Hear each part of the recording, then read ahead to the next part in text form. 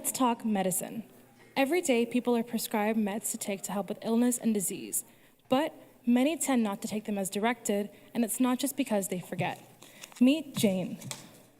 Jane is 30 years old and she Rihanna. Rihanna is 30 years old and she works full-time as in financial services.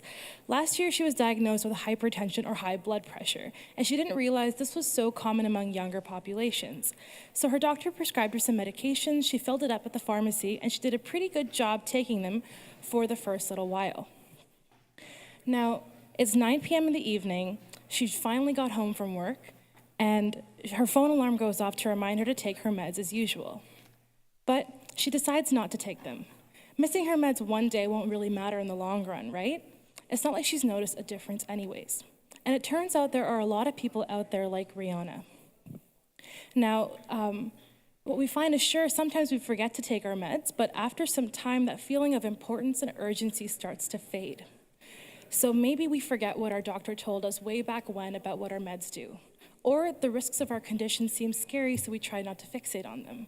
And if we don't notice a visible, apparent difference in our health right away, we start to doubt how this will improve the quality of our life 10, 20 years down the line, because that's just so far away. When it's time for someone to take their medication, a trade-off presents itself. Do I take the onerous effort of retrieving my meds, getting my water, and taking my pill? What is this doing for me again? What we've discovered is that the reasons behind missing medications include these elements of forgetfulness, fear, confusion, and short-sightedness. Ultimately, when we don't recognize short-term benefits, we start to doubt the long-term ones. So what can we do to help people like Rihanna with their problem of medication non-adherence? Introducing Medison, an AI-equipped chatbot that leverages behavioral insights to encourage positive, healthy behaviors as well as medication non-adherence. So Medison uses three main mechanisms to help solve this problem. First, reminders and goal setting. Second, motivation through extrinsic motivators. And third, enforcement through positive messaging. So first, with reminders and goal setting, Medison will remind Rihanna when it is time to take her medicine.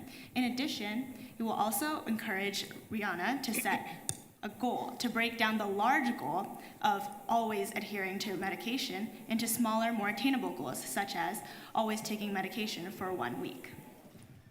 In isolation, reminders are not very efficient, but Medison uses goals as a reference point to help Rihanna achieve large goals like living a healthy lifestyle and breaks it up into smaller goals. And ultimately, this helps with follow-through.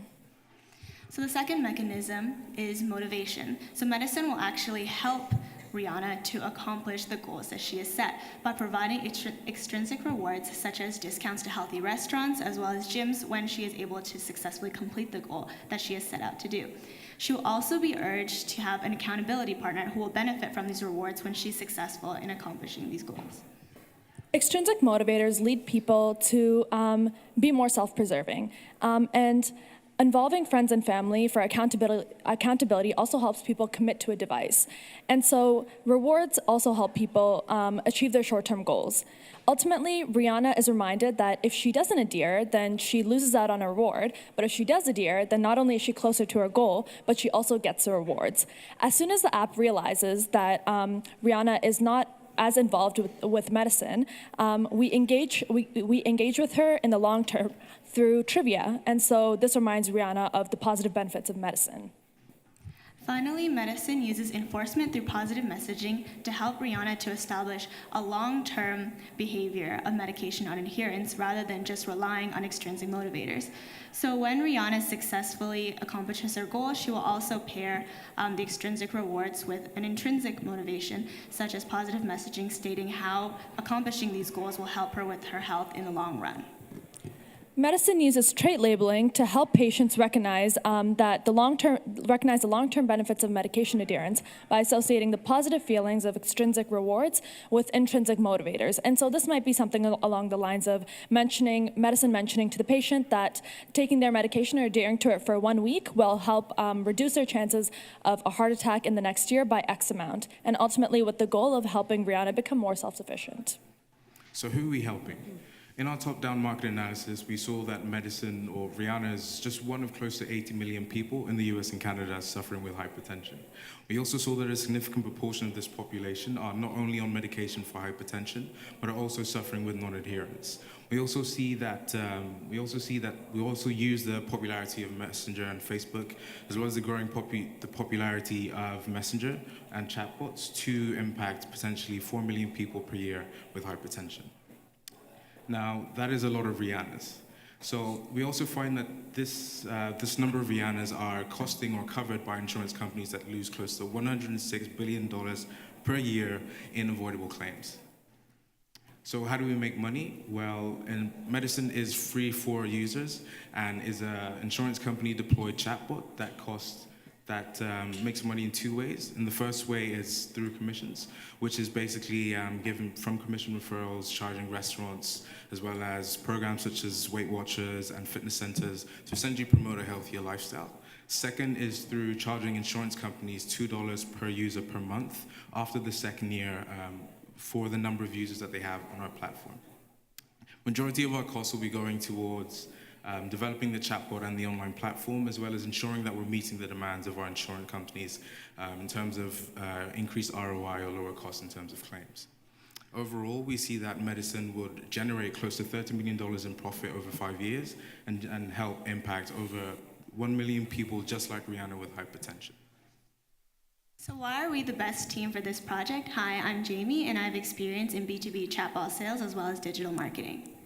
Hi, I'm Judson. I have experience starting, scaling, and selling startups, as well as acquiring funding for new ventures. My name is Sarah, and I have experience conducting primary research on Facebook Messenger's platform, as well as chatbot interactions. Hi, my name is Renuka, and I have experience with all aspects of product and business management in the tech sphere, specifically graphics. We also have Nick, who is a former Next 36 entrepreneur and has experience with healthcare and chatbot businesses. With our combined expertise, as well as with your support, we believe we can help people like Rihanna adhere to their medication and engage in healthier lifestyles. Thank you.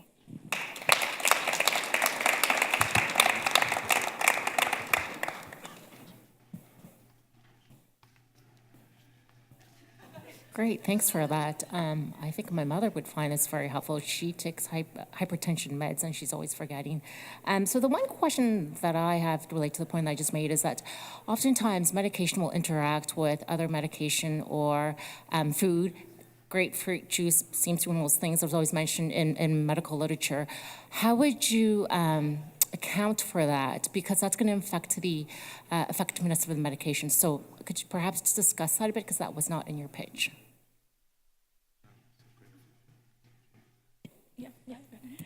Okay, so specifically the chatbot kind of starts off, if you can go back to one of the screenshots at the beginning, the chatbot takes time in the beginning to kind of better understand the patient.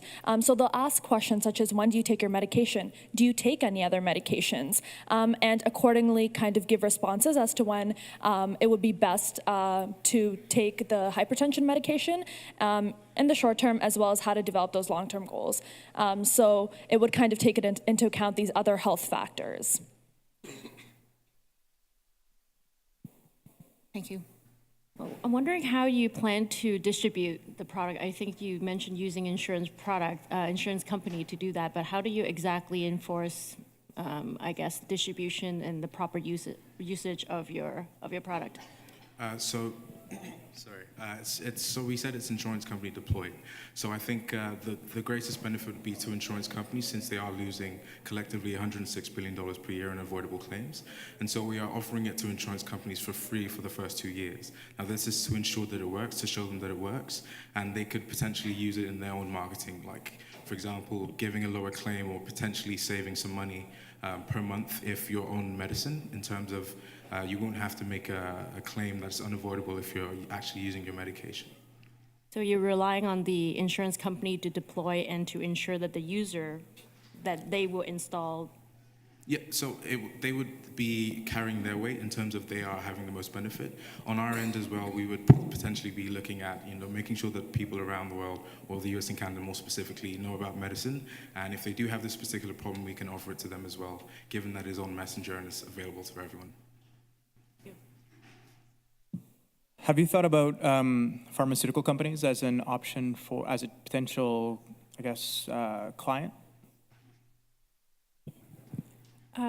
Yes, that's definitely something that we had considered when we were trying to figure out how we'd want to distribute our product. But I think one of the reasons we ultimately decided against it was just because that was definitely going to be profitable as an option, but we thought that it would limit us to certain brands of products, and we thought we'd want to actually extend this to generic use, and that could maximize the amount of customers that we potentially reached at the end. I think it'll probably also be important to walk you through Medison at scale. I think down the line, probably, great question by the way, we could also look at different ways of probably incorporating other aspects of things. So if you look at, using the BPM monitors or health monitors that can actually maintain or actually see what you're going through in terms of higher blood pressure or higher being more fit, for example, and that's ways we can incorporate, looking at different markets if we have to then venture into pharmaceutical companies as well. I just have a question. It's around data privacy. This is a big issue, especially within the medical space. How does your, your product address that? That wasn't covering your pitch, but I think that would be a barrier to you implement it into the field. Okay, so we did foresee that issue. How we want to bypass that is really working with the insurance companies. Now, we could then say, or to the insurance companies, if you have X amount of people, you can buy X amount of accounts, and we simply deploy unique access codes to the people that use the app. So we wouldn't necessarily use or give the information of the users to the insurance companies, as rather we are looking at the specific number of people that they have, or the number of accounts that they have bought for the specific people under their own umbrella, if you will, that would potentially be using the app. So it's more to invoice and save them money at that time. 1.5 minutes left. I have a related question. What is the name of the regulation that oversees the handling of health information by any organization? Truthfully, we do not know. We can get back to you with that solution or that answer. I think we will be working hand in hand with that organization, whoever they may be, to ensure that we have this privacy issue under control. I guess on a different track, I guess this is an AI chatbot that you guys are creating. I'm just wondering, is there a minimum number of users that need to be on your platform in order to just, I guess, get it to be tuned to be, accurate or, accurate? So mainly the AI process that's being used is natural language processing, so that the chatbot will be able to understand what the user is saying and best respond. So it's not necessarily that there needs to be a number of users on it, but in our development process, we will be putting data in so that the natural languaging process will be adequate enough to communicate with our users. Great, thank you. And I guess a related question would be, did you guys do any sort of break-even analysis around the number of members you have? So we did 2, price sensitivity and time sensitivity. So looking at price sensitivity, we can actually go down and charge 30 cents and still break even after the third year. Next, looking at time sensitivity, very quickly, we see that even if it doesn't work within the first 2 years, we can then go on to the 5th year and still make profit. Simply because it is a chatbot, I can walk you through chatbot versus app, but this is potentially the more cheaper option. Thank you very much, Medison.